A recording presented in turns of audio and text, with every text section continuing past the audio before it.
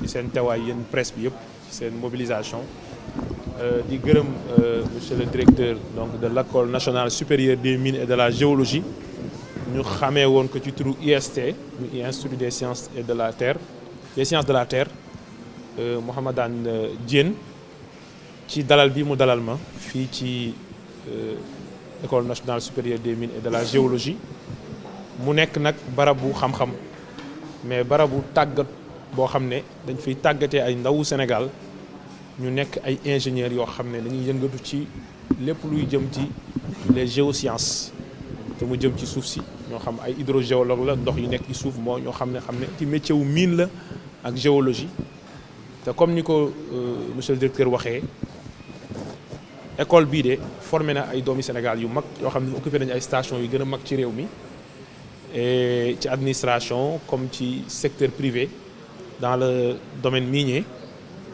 kon barabu xam-xam la waaye nag li tax ñu ñëw fii mooy ànd ak ñoom liggéey parce que ñun tamit kërub liggéeyukaay nañu yar boo xam ne mooy gérer alalu réew mi nekk ci suuf si di ay mbell ñu koy wax ressource minérale muy SOMISEN nga xam ne mooy société de patrimoine de l'État nga xam ne lépp lu état bi am ci ay pourcentage ci ay participation ci société minière moo koy gérer waaye mooy société bi nga xam ne ci turu état bi moo war a dem def ay opération de recherche et d'exploitation minière donc mooy suñu compagnie mooy suñu barabu liggéeyukaay bu mag bu nga xam ne moo war a fexe ba ressources yi état bi lu mu ci mën a téel boppam mu téel ko boppam loolu nag mooy rôle SOMISEN et jàpp nañu ne nag li ëpp solo ci li ñu war a def mooy fexe ba mine yooyu noonu amal njëriñ Sénégal suñu nee mine yooyu amal njëriñ Sénégal nag mooy objectif bi mooy souveraineté économique mooy réew mi moom boppam ci koom-koom te pour réew mi moom boppam ci koom-koom mooy réew mi dafa war a compter ci ay ressources am mais réew mi dafa war a orienter ressources yooyu vers ay priorités moom te loolu nag mooy bu ñu nee industrialisation dafa war a am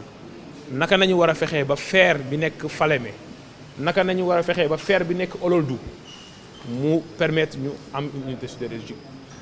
naka nañuy fexee ba lithium bi ñuy gëstu bu ñu ko gëstuwee bu baax ba trouver ko ba xam ne mën nañ ko exploiter bu ñu ko exploiter mu jëriñ ñu dans le cadre de la transition énergétique pour fabriquer ay batteries pour voitures électriques nga xam ne adduna bi yëpp moom nañ soxla te bi ma mujjee Paris ñoom ñëpp loolu la ñuy wër te Sénégal war ko gëstu pour trouver ko à travers sa compagnie nationale naka nañuy fexee ba ressources minérales yi réew mi ak compagnie nationale am tiré ci profit ci koom-koom bu bëri def ko ci gafaka réew mi pour financer le développement moo tax le président de la République son excellence Bassirou Diomaye Diakhar Faye ak élimaanu jëwriñ gi di premier ministre Ousmane Sonko seen gis-gis ci réew mi ak le ministre Birame Souleye Diop ministre de l'énergie du pétrole et des mines mooy ressources naturelles yi dafa nekk levier maanaam ci loo xam ne mën nañ ci sukkandiku pour dajale alal pour réew mi lu ëpp ci li muy dépenser muy compter ci ressource am balaa muy dem jéggaane leneen wala muy lebi keneen wala muy ñaan ndimbal feneen li ci tegu aussi mooy ñun xam nañ ne mbay mii pour souveraineté alimentaire am maanaam li ñuy importer ay milliers de milliards ci ay dund pour souveraineté alimentaire am il faut ñu maîtriser les intrants te bu ñu ko waxee nag wax engrais te engrais boobu nag phosphate yi nekk ci réew mi nga xam ne ressource bu historique la ci réew mi yàgg fi naka nañ ko war a orienter vers suñu objectif ci mbay te nag bu ñu nee phosphate ñëpp xam nañ ne engrais bi du dara lu dul NPK la scientifique yi xam nañ ko acide phosphorique bi la bi nga xam ne ci phosphore bi la ak li nga xam ne mooy potasse bi nga xam ne dañ koy importer ak urée bi nga xam ne sax yeneen compagnie nationale ku mel ni Petrosen ñu ngi ci am projet te loolu gaz bi mën nañu ko permettre donc réew mi am na matière première yi tax mu mën a am une maîtrise sur le plan industriel pour dem vers l'agriculture boo xamante ne daf ñuy jëriñ li ci tegu aussi mooy naka nañu war a fexee ba secteur BTP construction infrastructure nga xam ne demande bi mu ngi yokk alors que minerais yi ñuy utiliser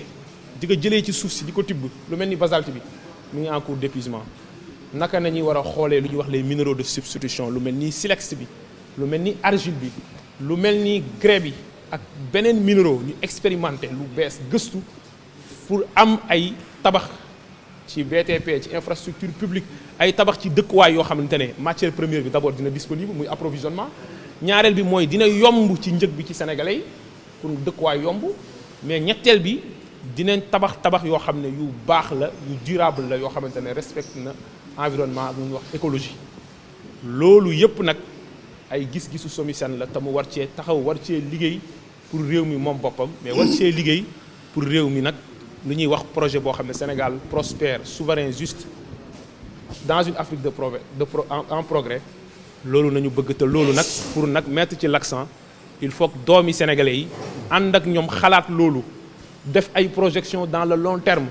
def programme bu leer boo xam ne ñoom ñoo ñuy xalaatal loolu si ñoom nañuy compter ci gëstu loolu si ñoom nañuy compter ci xalale yi tax ñu mën a liggéey loolu mu nekk fii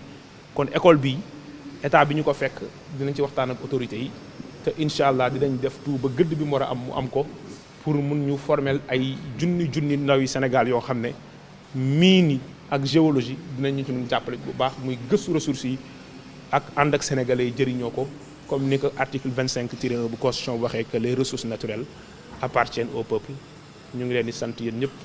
di leen gërëm. Résumé en français. Waaw, tout d'abord je me réjouis donc de l'honneur qui m'a été fait d'être accueilli ici à l'École nationale supérieure des mines et de la géologie, ex-IST, par le directeur, M. Mohamedan Diène, qui est d'ailleurs membre du conseil d'administration de la SOMISEN, et dire que nous sommes là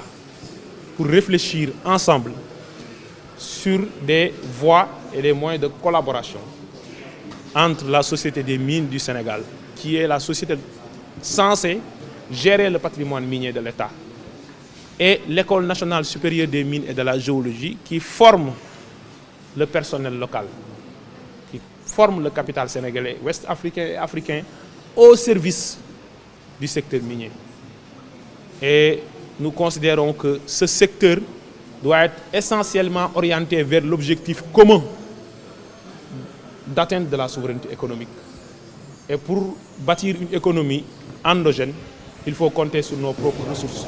Et il faut orienter la production issue de ces ressources vers les priorités du pays et vers les objectifs stratégiques de développement de ce pays. Et dans le domaine industriel, nous savons que les substances minérales doivent être le levier le plus puissant pour leur atteinte, puisqu'il faut une sécurité sur l'approvisionnement des matières premières. Et c'est la raison pour laquelle tout à l'heure j'ai donné l'exemple du secteur du fer, avec la nécessité d'aller vers une unité sidérurgique. Et pour ce faire, il faut de la recherche, il faut de l'innovation, il faut l'apport du capital humain sénégalais. D'où la nécessité de nouer des collaborations avec l'institut qui forme, avec l'école qui forme. L'agriculture. Pour atteindre la souveraineté alimentaire, il faut une maîtrise réelle sur les intrants, il faut une maîtrise réelle sur les engrais. Or, nous avons le phosphate dans notre sous-sol. Qu'est-ce qu'il faut faire? Voilà là où le focus doit être mis. Dans le cadre de la transition énergétique,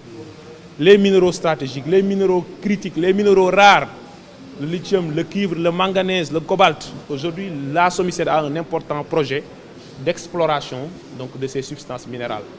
qui sont importantes et dont la demande dans le monde sera augmentée par 6 à l'horizon 2035.